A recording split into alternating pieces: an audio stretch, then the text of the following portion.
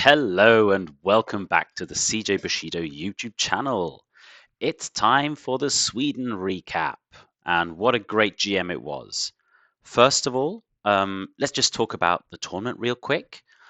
Our dear friend JS McGordon, also known as Eric, hosted the tournament in Gothenburg this year, and my God, what a great tournament it was! It was incredibly well run, as part also of GothCon itself, which was really nice. There was a ton of stuff around the tournament to do as well. You could visit the con in its entirety, have a walk around, but the tournament itself was an absolute banger. And highly recommend everybody to come to Gothenburg next year and play in the next version because it's going to be amazing.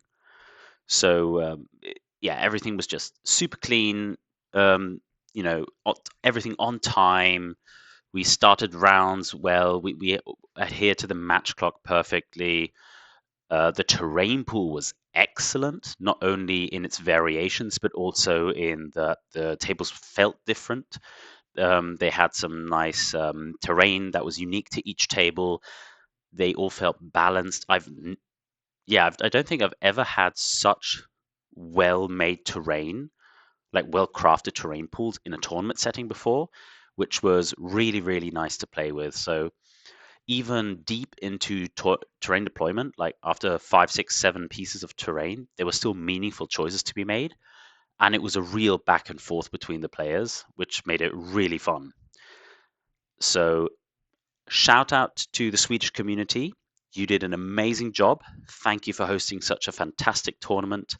And I hope to see you there next year. All right. Um, Next up, we have a new Grandmaster who has won it for the first time, and I couldn't be more proud and happy. It's my very good friend Vantla from the Discord, who has absolutely smashed the tournament with Dissension, went on an unstoppable perfect run of 4 games, winning all of them 3-0, playing, if I remember correctly, only one of his lists into every matchup, which was the prison list. And for everybody who thought the prison list was a meme, yeah, well, it ain't. It's a great list. And I think, yeah, if you have a lot of experience with the game, it really shows with that list and what you can do with it. And especially if you do not know how the prison works, you get punished hard. And yeah, Vandler played an amazing tournament. Congratulations to him. As said, I couldn't be more happy that he won the tournament, and we'll get into some more on that later. But yeah, just a fantastic result, great win. Congratulations to you, buddy. How did my tournament go? I went with Temple, and I went 4-0 as well, so undefeated, but I didn't get as many TP as Vantla, so he is the deserved victor of this tournament. Yeah, I'm incredibly pleased with my result, but there are a few factors that kind of, well, I don't want to be too negative, but kind of dampen the weekend for me. But we'll get into that later. So yeah, let's just start with what was I playing? What were the lists I brought and why? I brought 2 temple lists, which were on the one hand, let me load them in. Don't think I did. Was a villager list. Excuse me. Yeah, it was a villager list that ran pacifism as well as some Kamis of Sapping Silt.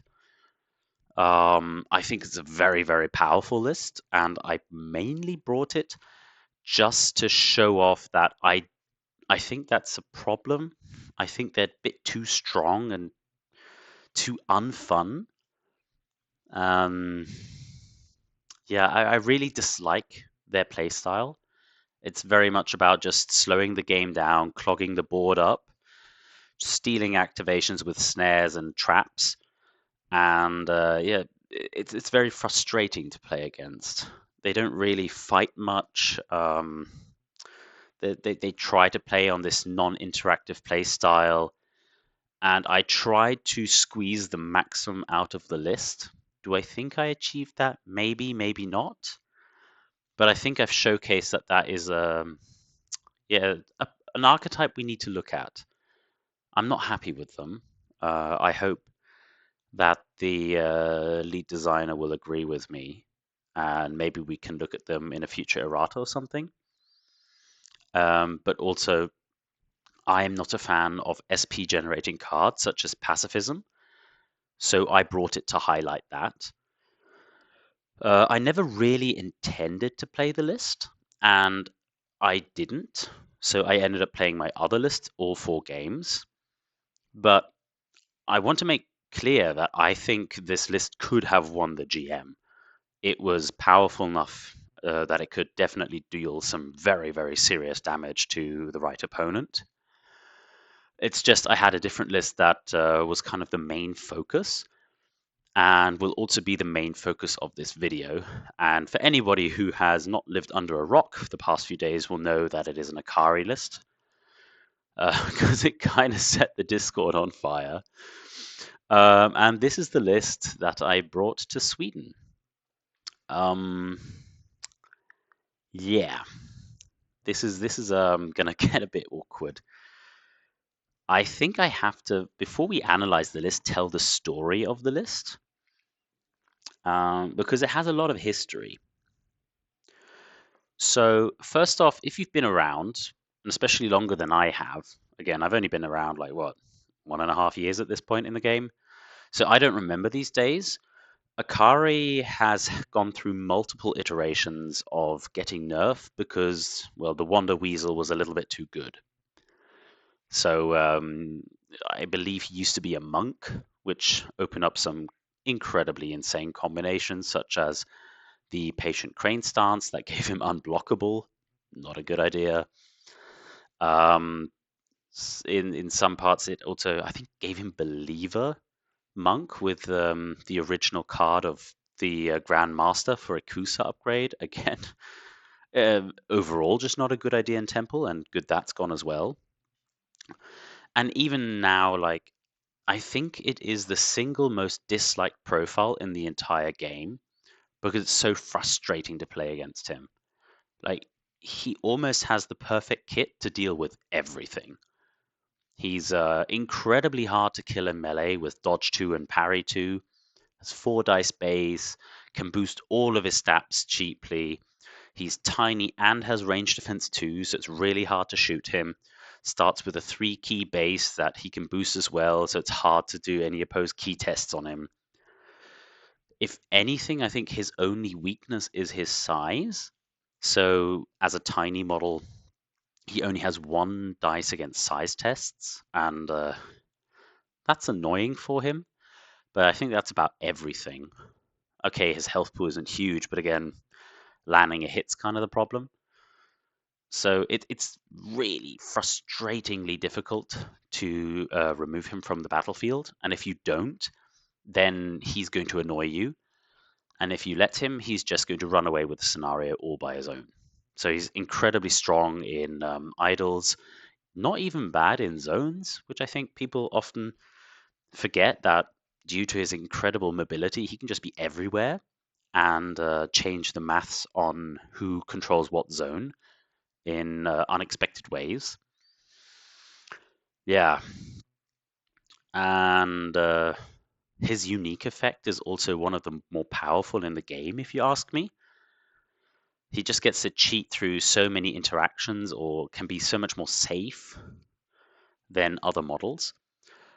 Yeah, and 10 months ago, when I was in Japan over the summer, and I couldn't play any Bushido because, well, A, I was with my family, and B, time zone was awkward, and TTS wasn't as established back then as it is now. Well, I got bored essentially. So I started scraping through the Bushido Companion app, trying to find strategies that I could abuse and combos I could find. And I found a few, but the most promising one I found was Akari. And what was so special about Akari? Well, if you've played this game for any amount of time, you will know that activations are very, very strong in this game. They're a very limited resource. Usually models only have two. Sometimes they have three or more, but it's very, very rare. And once a model is exhausted, it can no longer act during the turn. So, especially in competitive play, a lot of strategies and table decisions will revolve around making sure key activations are limited. So, for example, sometimes you'll engage an opponent not really to do damage, but just to take away an activation and prevent them from doing something more meaningful, right? So, looking at Akari, Akari can buy activations. That's just a very, very powerful skill, right? Because then I can change the game and influence the game. Now, Akari isn't the only model that can do this, right? There are quite a number of models in the game that can buy an activation. However, that's usually one activation per turn that they can buy. So, for example, Yuki or Hazkabo, they have the key feat Vitality. Or Masakoju just starts with a third activation, right? And that's all fine and dandy. And these are very powerful models, but it's one extra activation. With Akari, there is theoretically no cap. As long as you have 3 key on the thing, you can buy activations. And if you can keep putting key onto the model, you can keep buying more activations. So you can generate an absurd amount of activations on the model, especially considering that the model is in Temple. Why is that relevant? In my mind, and if you watch the recent tier list video, I think we went into this. Uh, Temple, what makes Temple so strong is not only that they have a huge, you know, range of models to choose from, with many, many strong profiles, and Temple can kind of cover most roles in the game and do it really well. What Temple uniquely does best is abuse resource generation. So key and virtue tokens. And they can do some insane things by leaning into that side of the Temple lineup and using profiles that can generate these resources very effectively. And as you can redistribute the wealth, I'll call it, in Temple very, very easily through access to channel and other mechanics, it's very simple to build up these resources and then give them to Akari, who then turns them into activations. So fairly quickly during the summer holidays in Japan, I'd figured out you can do some crazy things here. Now, I can easily get Akari up to like 10 activations without seriously hurting my list. Like I was still bringing a very competitive list, and then just funnel off all my activations, and he does stuff. Now, the thing is, that is kind of already known and has been known in the meta for years.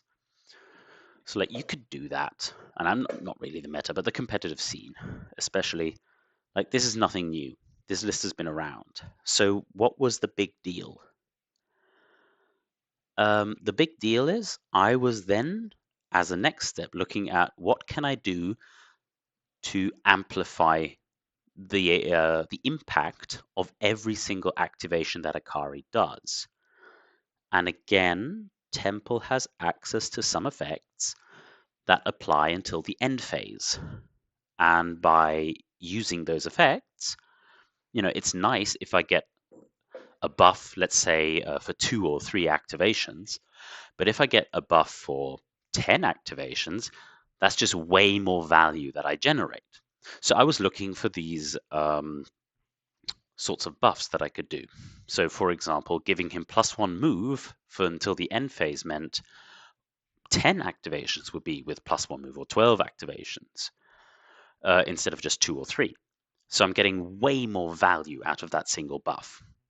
And this became the crux of the idea. And I found something that we're going to go into in a second that no one else was doing that made the Akari activations completely insane. And that's the list I have been sitting on for 10 months. And I haven't played it until now for a reason. The reason is I don't think that list should exist. It's dumb. It's not fun for neither player, neither for you nor your opponent. And therefore, during the errata in the winter, I tried to get this banned before it happened. So, 4 times I asked for Akari to change in such a way that he would never get more than one activation. Essentially, what I wanted was Akari's key feat to change from Vivacity, where it's theoretically unlimited, to Vitality, which says once per turn you buy an activation. Now, that's still a really good key feat, and he would still be a really strong model. However, my pleas were not heard, essentially. Let's not get into the nitty-gritty of what happened, but essentially I asked 4 times, and 4 times the answer I got was no, this is just Akari's thing. So that will not change. And at that point, I kind of decided, okay, I need to showcase this because otherwise this will never change. And someone else is going to do it, so it might as well just be me. All right, it's just a matter of time until someone finds the idea. Ironically enough, there was even another Akari player at the tournament who was doing something similar, but more along the lines of what was already known in the meta, which, in the competitive scene, which, while it can be very, very strong, isn't seen to be a problem that much, although I would argue it is, um, even without the specifics of the list that I made. So yeah, so I decided I need to play the list. I was considering it for Manchester, but decided against it just because I had already found a different thing I wanted to have a look at, which was Sato Kiyoshi, who is, who was also not okay, and that's been changed. So, well, the next GM that came up was this one, was Sweden. So I said, okay, well, I have to play it now. Oddly enough, it's a worse version of the list than what I originally had built. So back when I built it, Akari could do this as an active key feat by these activations, which meant it was much harder to stop him building up his activations and becoming a threat. Now it is a simple key feat that you can't use in base to base. So if you can clog up Akari in melee, then you can kind of stop him doing stuff. Now, while I think that was a positive change, it didn't address the problem of the model, which was it can still buy silly amounts of activations. And I pointed this out, but essentially I was ignored. Again, I don't want to go into the details. So, well, then we had to just do this. So let's just go through the list, and I'll explain my choices, and you'll see that this is version 9 of the list, by the way. A lot of changes happened over those 10 months. A lot of tech that I found and things that I changed. So originally this was a themeless list, and then I put it into Righteous Warriors for 2 reasons. Changed some model choices. A lot of the card choices were changed. But yeah.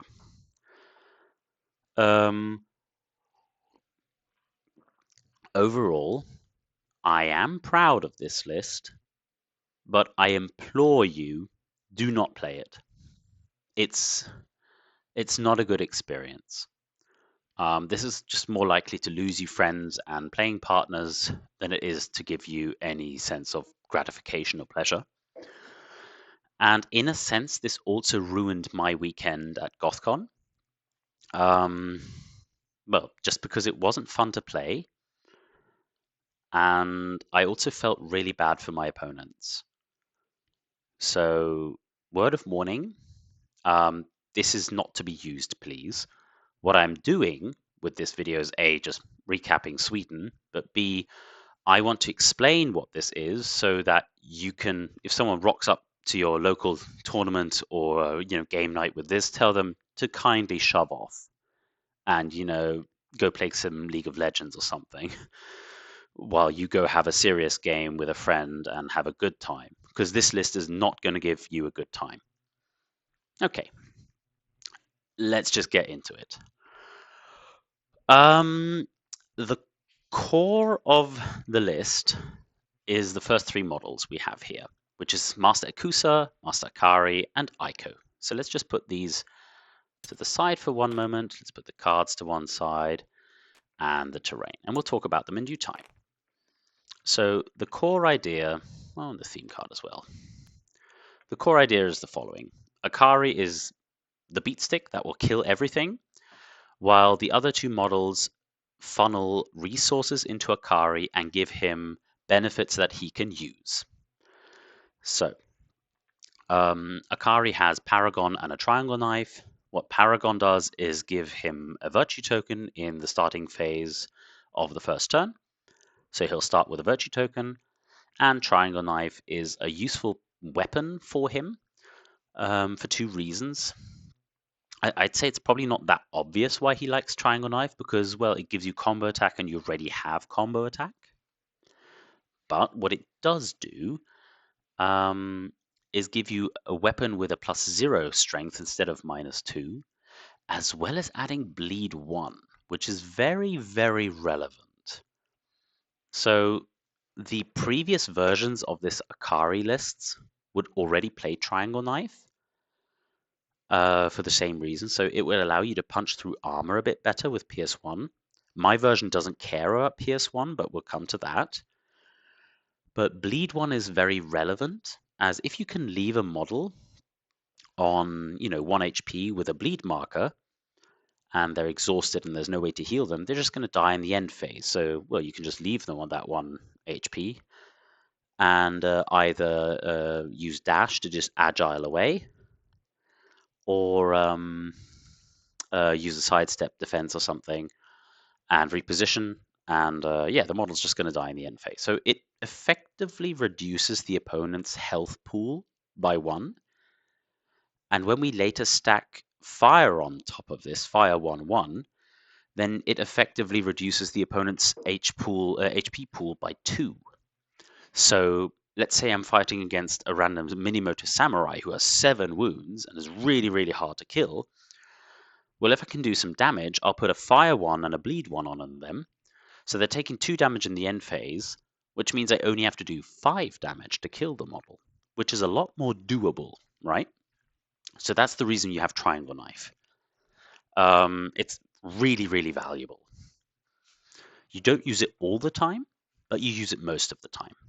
And yes, it costs you a dice to do a combo attack, but as you're going to inspire Akari with Akusa anyway, essentially you're still just rolling a 4 dice combo attack, which is really scary. Okay.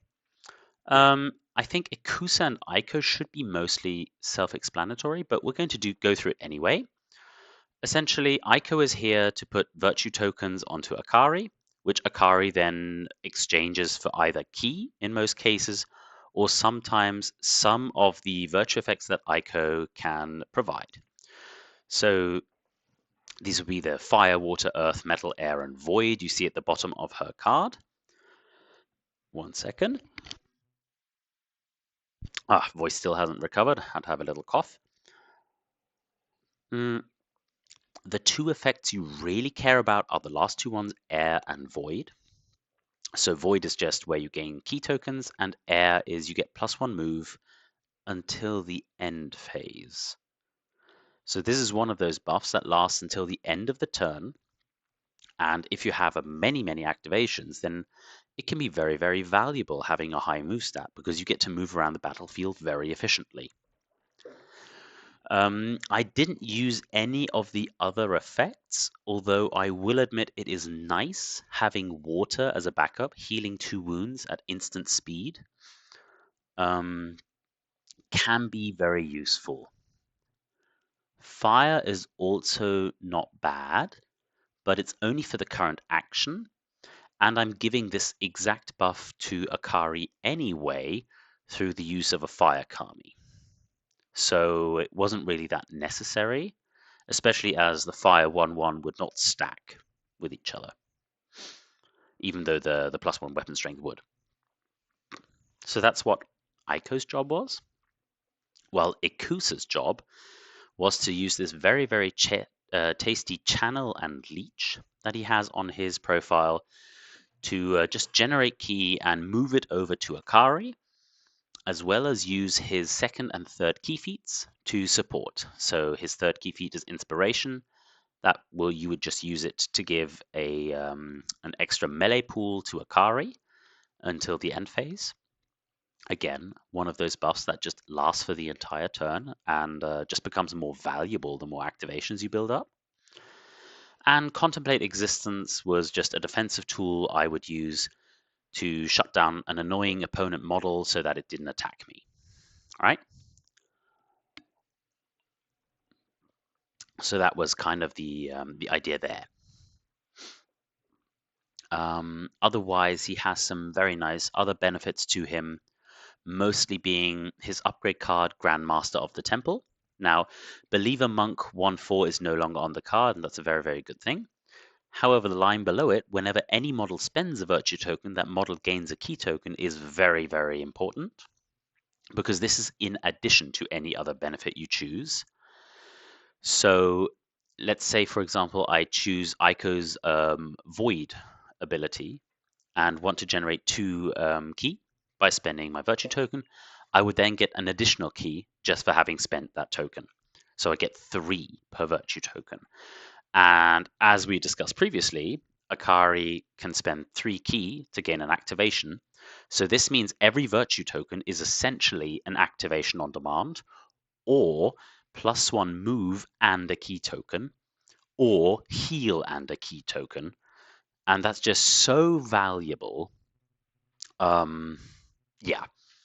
And if you have many, many activations, you can go nuts here. So I think like the basis of the Turbo Akari list, as I'll call it, is already obvious. Yes, Akari is your killing machine. You load him up with buffs and ki, and he just goes on a merry killing spree. And if he has nothing to do, he'll just push some buttons, because he can also do that and win the scenario for you. So that was the crux of the list. Next, let's discuss event cards and terrain. And let's start with Gorinto. I think is very simple. It just gives ki. Why would I not do that? I want to generate ki, and this helps me do it. It's very efficient, costs 1 rice, and every starting phase I can put a ki on a model within 6 inches. And again, because I have so much channel and leech, I can just move that ki around. So it almost doesn't matter who I put this ki on. Weeping Sky and the Rice Bell Barricade were just used to slow my opponent down in turn 1 and let me build up for turn 2, which is where I would usually go in and try and kill my opponent. So Weeping Sky says you lose Cloud, Walk, and Light-footed and can't gain it.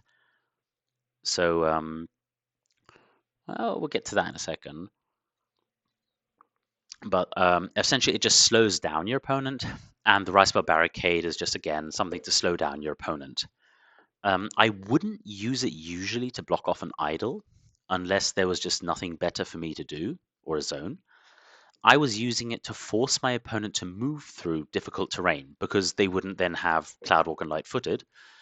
And I just wanted to keep them as far away from me as possible in turn 1. And then, I go off in turn 2, and at that point, I just don't care. With Weeping Sky, it turned out that terrain placement, this is something my opponents largely didn't notice during the games. And why would you? Because it's just so counterintuitive. And many of the ways you increase your chances against this list are counterintuitive. So when you're placing terrain, what do I want? In this list, and this is something you should think about in general, is what does my opponent want? Not only do what I want. But what I wanted was a board that was as clogged up as possible because I'm taking away Cloudwalk and Lightfooted, and I don't care about getting anywhere in turn one. I wanted what I would usually do is try and make one side as horrible as possible. Like put all the terrain in there, really mess it up, like impassable and difficult terrain everywhere, and either have my opponent, if they're player two, give me that side because why would they want it? Or if I was player two, actively pick that side and just say, well, I'm going to castle up behind all of this horrible terrain that I'm not going to care about come turn two because Akari is then light footed. And you have to come to me if you want to stop me. So I really, really appreciate the value that Weeping Sky brought to me here. Very undervalued, I think, and yeah, incredibly annoying to deal with overall.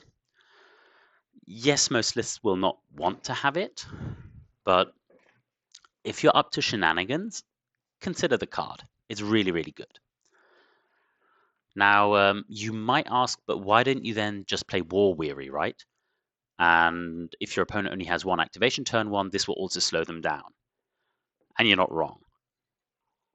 Mm, the problem is I wanted a different card from the Weeping Sky cycle more than I wanted War Weary, and therefore I was forced to go into Weeping Sky. And then it made sense for me to pick up, the Weeping Sky card as it was in the same cycle anyway. So what card did I really want? It was Unforeseen Outcome. The wording has changed a little bit and it now only costs one rice, but essentially the part we care about is on the card, which is playing the starting phase and until the end phase. Each time you hurt an opponent's model and it takes damage, any model of yours, you choose one, gains a key token. And this would always go to Akari. And again, he has combo attack, and it triggers off every instance of combo attack. So once you've loaded up Akari with silly amount of activations and he goes off and punches people, every time he deals damage, he's regenerating ki, which he's then turning into more activations to go kill more models.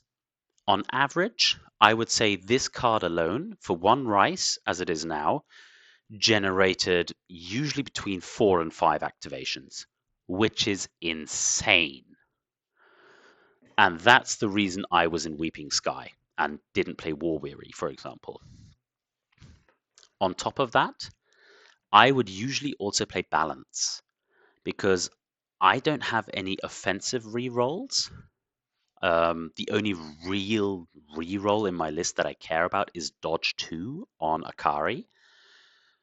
But if my opponent's putting attack dice against me, their model is dying, and we're going to get to why. So all I really wanted with Balance was take away the opponent's dodge or prowess so they couldn't reroll dice to improve their defense dice. So that's why Balance was very important for me. Furthermore, Elemental Harmony, which is just a virtue token at instant speed, which is really good. Usually I just turn this into an activation, but that's good enough. And to top it all off, I had a Preordain, which why wouldn't you? I had 3 rice left over, and because I was going to do a lot of fighting, the Preordain dice were very, very valuable for me. So especially low dice. If I got 1s and 2s and 3s, I was very, very happy with my Preordain. But sometimes even something like a 6 could be very, very valuable due to Akari's unique effect, guaranteeing essentially a good roll or even a very, very good defensive roll. Because usually I go out all out attack, 4 dice combo attack with the triangle knife. And for some reason, if my opponent had a very, very tanky model and they decided, hey, you know what, I'm going to put one in attack myself just to see if I can kill Akari. Akari's unique effect lets him transfer the highest attack dice he rolls into defense. But if something really, really scary was attacking me, and it happened once during the tournament, I put a 6 into my attack roll to then transfer it over to defense. So I had an 8 in defense with my 2 parry and could just ensure that I was immune to any damage, and all the other dice would then go in and attack my opponent. So Preordain was just generally useful. I think it's a card that's too good, to be honest. Like Pacifism, I don't like Preordain. I play it constantly because I think it's so strong. In my experience, like the higher up you get in your average, like in your playing level of Bushido, the less dice matter. What I mean with that is the fewer dice rolls the game's outcome will really decide upon. Like, yeah, sure, it helps if you high roll your damage here and there, or get a good result, or maybe get a 1 die 6 in defense. That's cute and all. But what really decides the game, and especially the how many TPs you get by scoring more VP, that comes down to fewer and fewer dice rolls. And if you can fix those important dice rolls, Preordain explodes in value. And that's why I think the card is too good. I currently would never try and build a list without it. I think it's just too strong and too applicable to ever not want. And often people make the argument, oh, yeah, but you can have really bad Preordain rolls. To be honest, there are very few rolls of Preordain that are really bad, quote unquote. And most rolls of Preordain are really amazing. And even the bad ones are useful. So I think like the single worst roll I can think of is a double 4. But even with 2 4s, I can influence the game's outcome if I know that, that the 4 is there. Um, Once you get more experience with the game, you'll see more opportunities to use Preordain dice in interesting ways. And people underestimate the heck out of this card. Don't. It's probably the best 3 rice in the game that you can spend. And I would argue the card should go on a ban list for competitive play. It just is that good. But anyway, here it was just pure dice fixing for mostly melee, but again, there were some matchups and situations where it would have other uses. Okay. And then we go to the rest of the list. So I think we should start with Akamis. On the list, I had a Kami of the Strong West Wind and 2 Kamis of Sapping Silt. And I specifically said on the list because I never brought those 3 Kami. Don't get me wrong, these 2 Kami are my favorite Kami in the game and incredibly powerful models. But there are other Kamis with which I can do more in this specific list. And this is the reason the list is the Righteous Warriors theme, is because it allows me, before deployment, to swap any lesser Kami model for any other permitted lesser Kami. So what I would do is I would always bring in these 3 friends over here. 1 Fire Kami, as we already alluded to, as well as 2 Kami of Tempered Iron. Now, if you haven't really looked at the Kami of Tempered Iron, you might be thinking, has CJ lost his mind? Because they are, by most people's reckonings, the worst Kami in the game. Don't get me wrong, they're not bad, but other Kamis just do more, and for 8 rice each, maybe you want to invest it in a different way. Well, the only thing I wanted from this Kami of Tempered Iron was one thing, and it's disgusting. Haha, funny meme. Well, it is disgusting, to be honest. So while the Kami of the Evening Flame in its starting phase effect can just say a model in base to base gains +1 strength and fire 1/1 until the end phase. Again, that's one more of these buffs that we can abuse heavily by giving more activations to Akari. With the Kami of Tempered Iron, it's not the regular effect that you could choose every turn, it's the blowing up effect. So you remove the Iron Kami from play and choose a model in base to base, that model's melee weapons gain Sharp 1, which is very relevant, Pierce 1, and Brutal +1 until the end phase. And I think at this point everybody understands, oh goodness, what has the man done?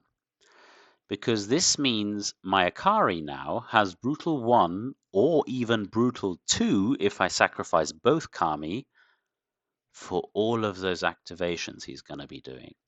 Which, again, on average was anywhere between 16 and 18 activations. Yikes.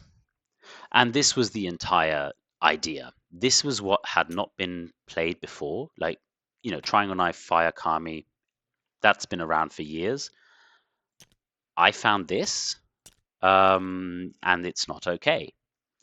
Because when I was discussing this list with some other strong players after the Manchester GM on the flight home, I told them that I was interested in running a Turbo Akari list, with Triangle Knife.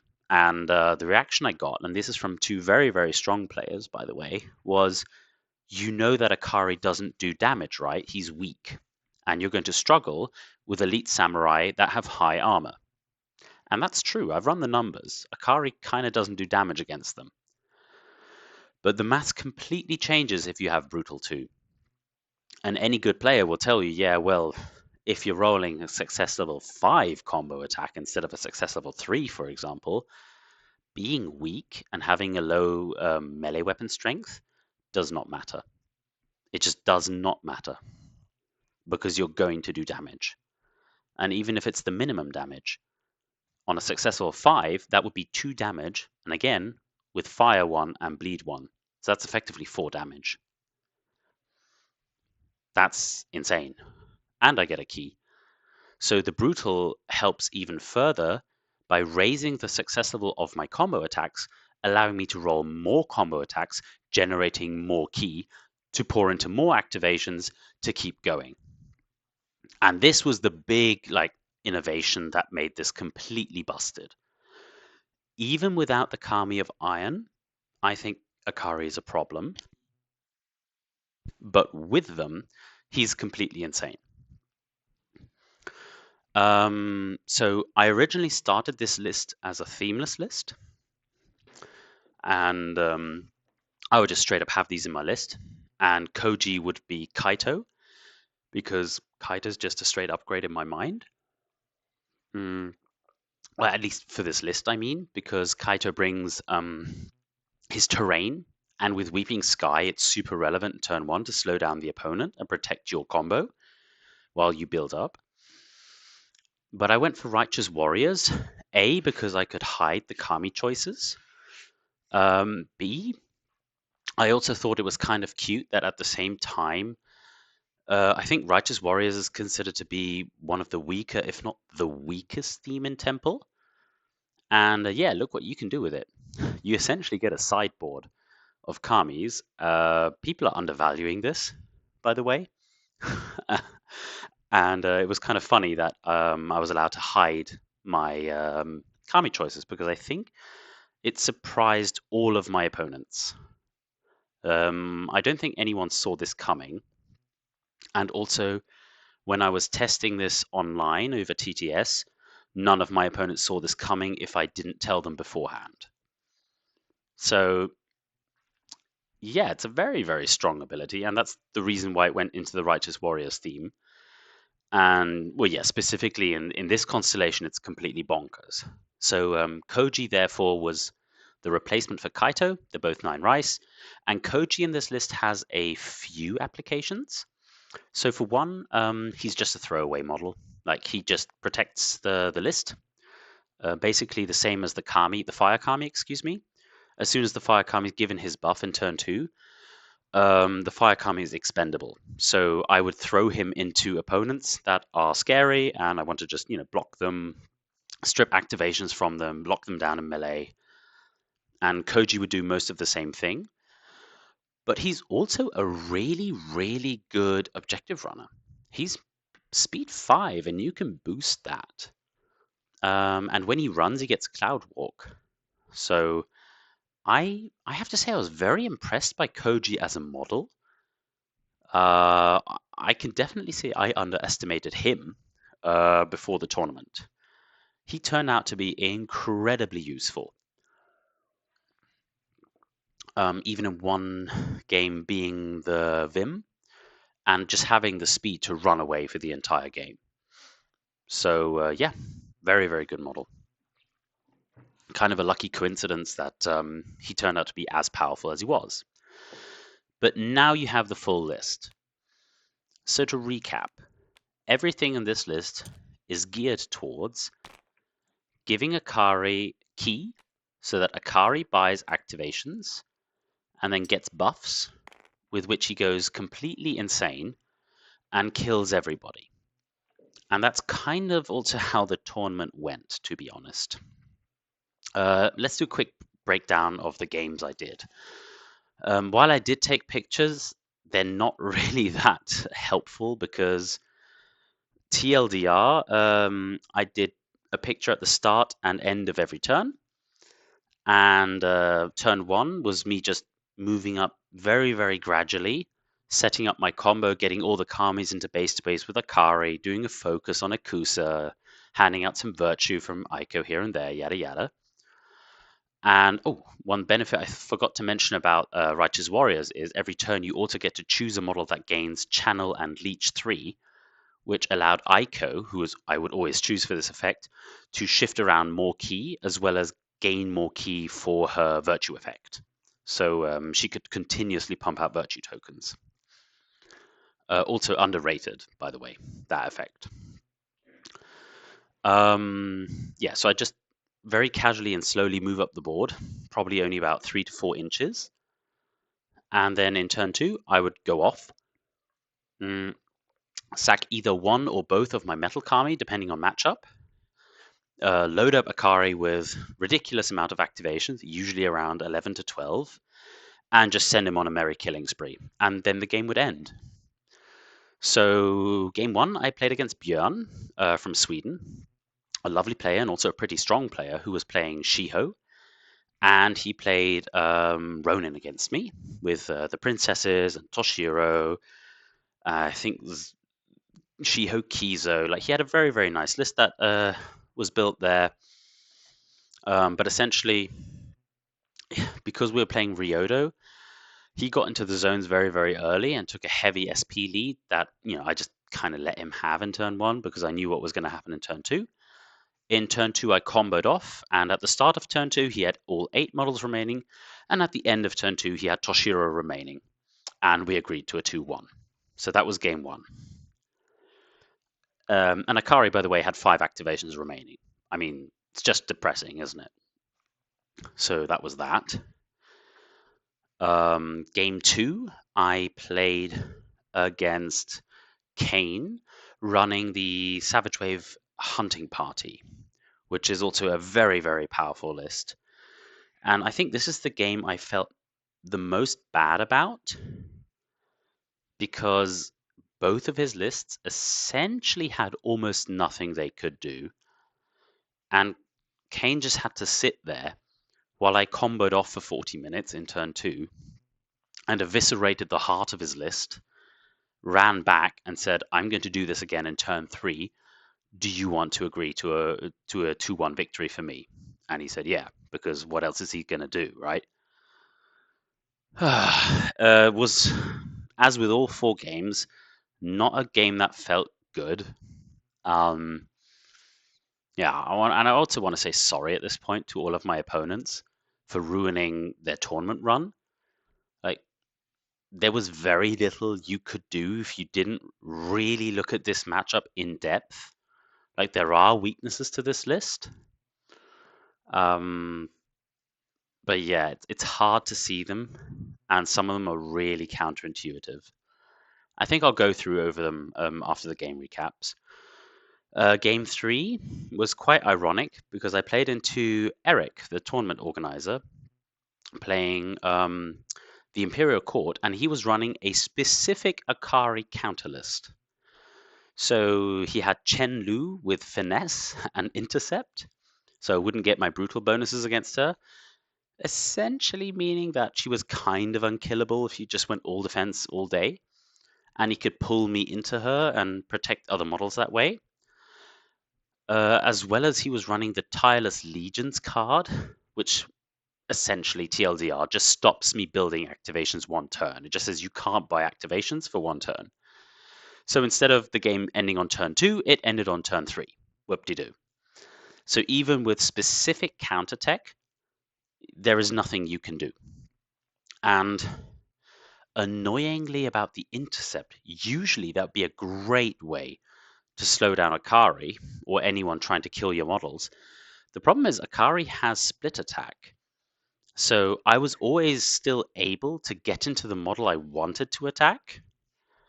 And because of the specifics of the wording of split attack and how it works on the table, I would get into base to base with both the models I'm targeting, and then decide to only fight the model I really want to kill instead of the model intercepting, because you have to fight one or more of the models you went into base to base with. Again, quite unfortunate that that's how that works. And it's only a problem really in this situation, if you ask me, with Akari, with this specific list. So I don't think that should change. But it was definitely frustrating for my opponents in round 3 and round 4 that had kind of built their entire defensive strategy around intercept, just for and round 1 as well, by the way. Oh no, round 3 and round 4, excuse me. Only for it to just fall on its face and will not really provide any meaningful protection for their models. And the game would just end in the one turn where I went completely crazy. And in round 4, I played against Peter's Ronin, Shiho Ronin, with a similar list to what was happening in round 1, but significantly different. And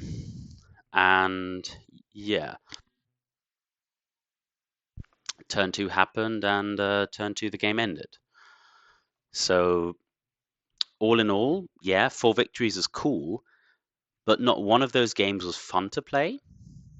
And especially was a pretty depressing experience for my opponents.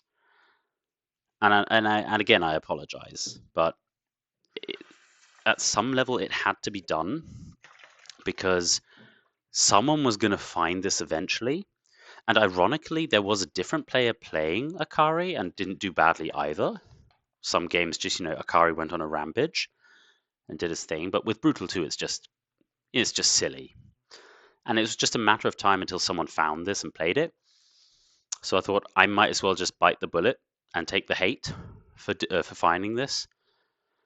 But please believe me when I tell you that from the bottom of my heart, I don't do this to win the tournament and say, haha, look how great I am. And luckily, by the way, I didn't win the tournament. I only ended up second.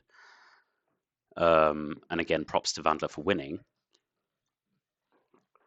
I felt I had to do this because I was being ignored when I was actively trying to ban this before it happened, right? So I hope you guys can forgive me for doing this. I tried to prevent it from being in the game, but I was not listened to.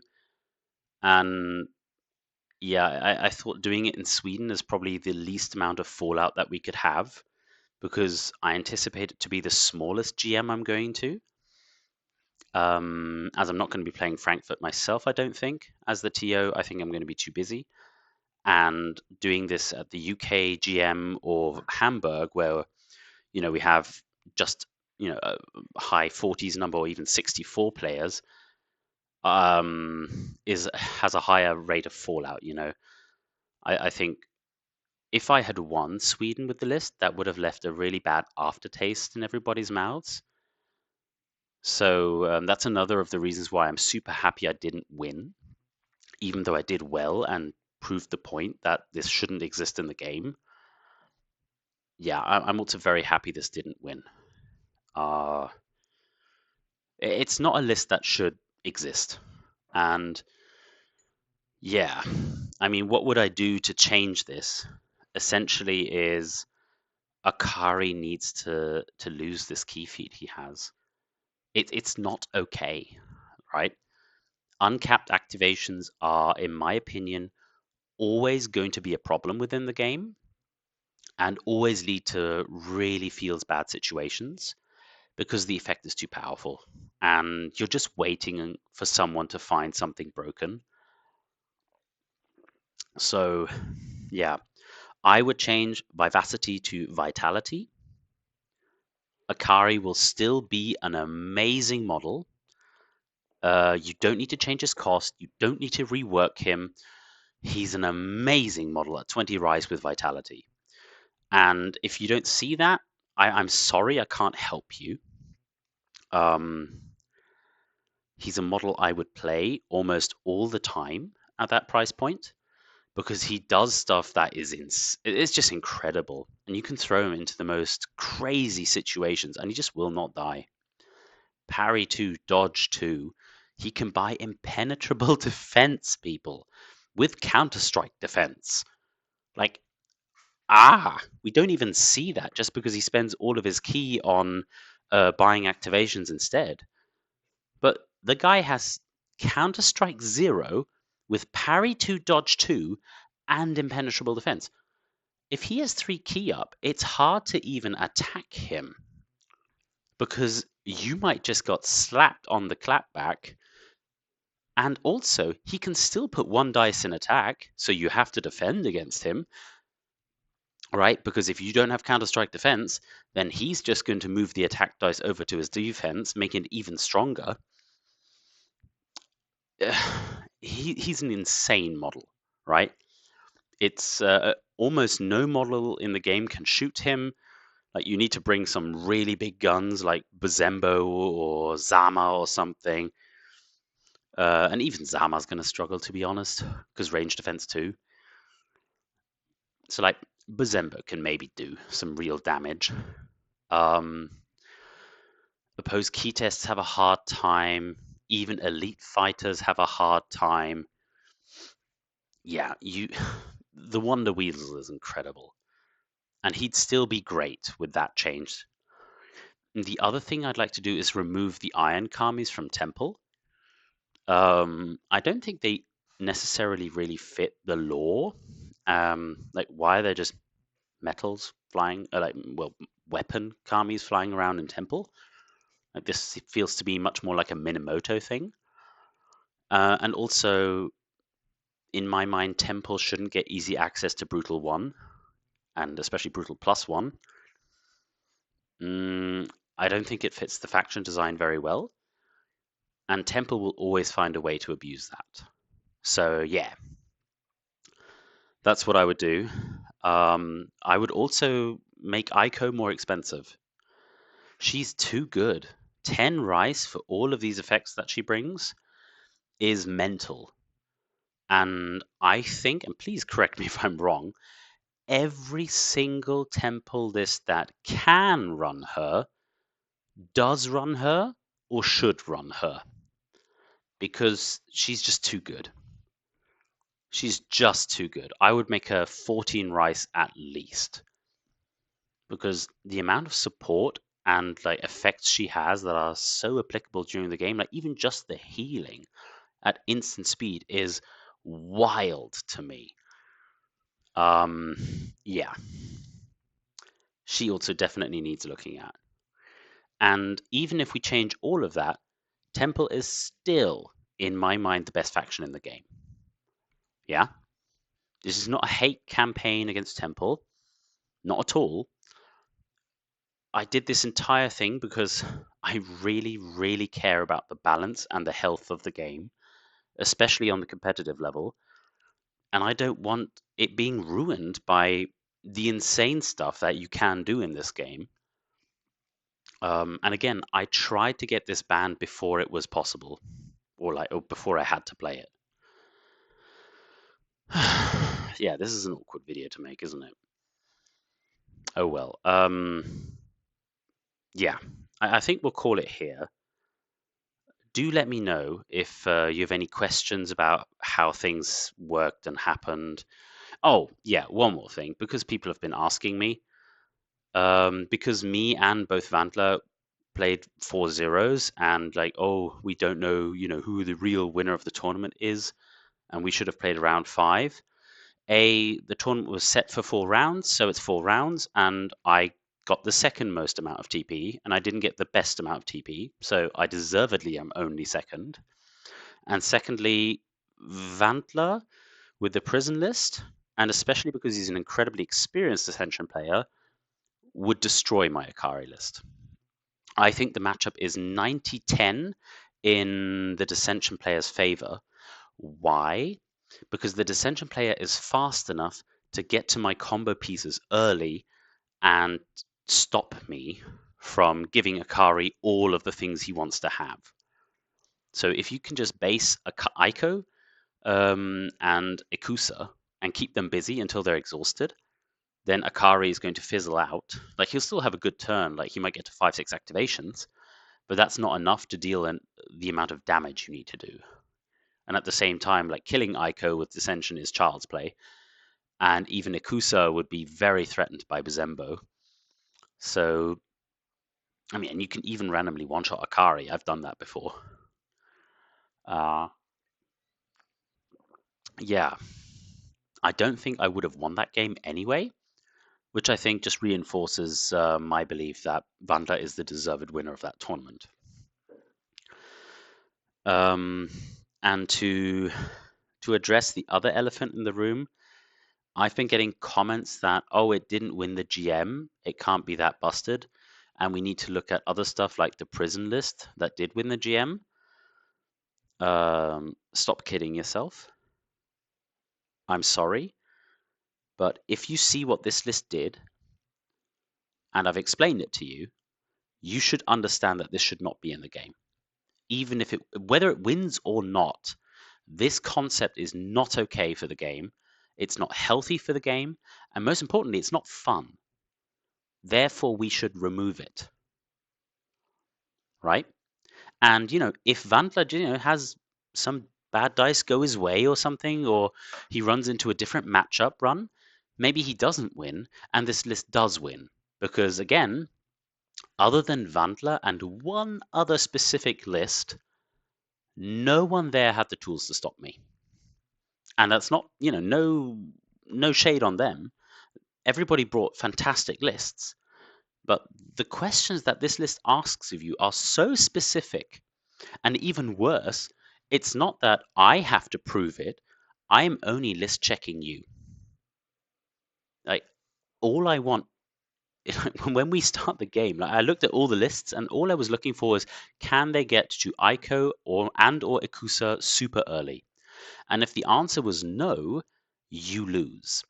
So, for example, you might think, haha, Minimoto must be an excellent counter, but they have just a scratch and they have super tanky models.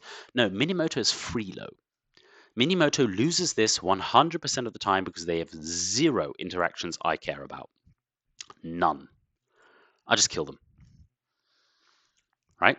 There was no list that Minimoto could build at the time of list hand in, I believe at least, that could stop me in any meaningful way. I've tested the matchup, and every time it's just Minimoto gets destroyed.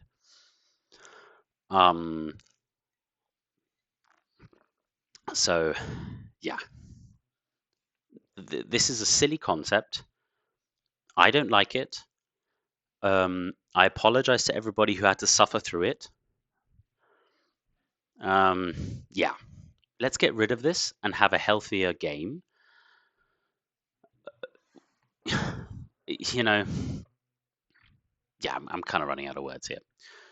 Thank you, everybody, for tuning in. If you like the recap, please do leave a like and subscribe. And if you made it all the way to me stumbling over my words over here, thank you. Honestly, it means a lot to me. Do reach out to me on Discord if you have any questions about the list or other ideas. Like, I'll gladly discuss it. I just don't want you to play it. Or the villager list again. My other list was very, very strong, and I also think deserves a look at. It's potentially problematic in the game as well. So yeah, Always up for chatting and discussing stuff. And otherwise, thank you. I'll see you in the next video. Bye.